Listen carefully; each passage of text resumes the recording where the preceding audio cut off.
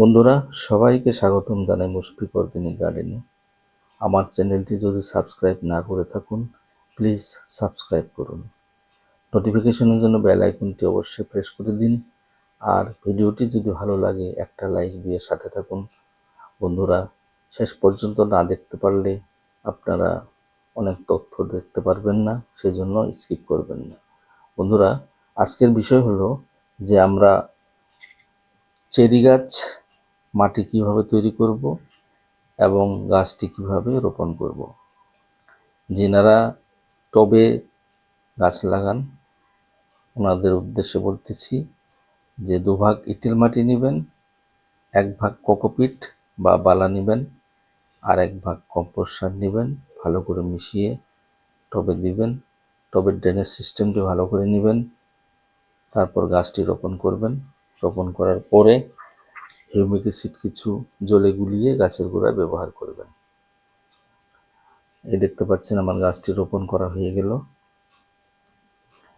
এই মাটি তৈরি করার সময় আমি 2 ভাগ এঁটেল মাটি নিয়েছি, 1 ভাগ বালা আর 1 ভাগ কম্পোস্ট সার নিয়েছি।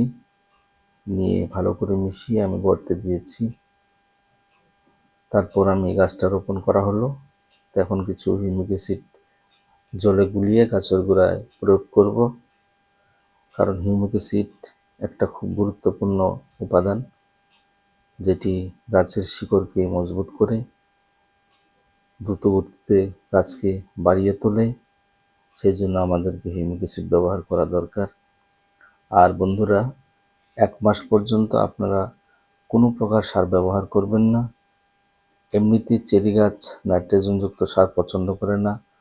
1 মাস পর্যন্ত আমাদেরকে অন্য কোনো সার দেওয়ার দরকার নেই, কারণ আমরা জানি নার্সারি থেকে যদি গাছ নিয়ে আসি রোপণ করি, সেটি একটি শিশু বাচ্চার মতো।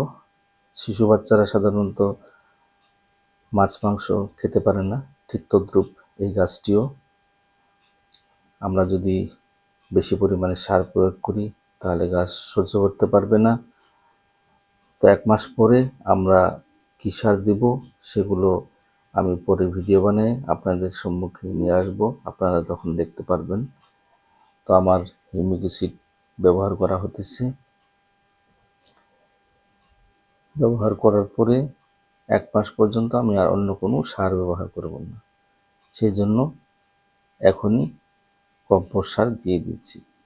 তো বন্ধুরা, ভিডিওটি যদি ভালো লাগে একটা কমেন্টস দিবেন। আর ধন্যবাদ।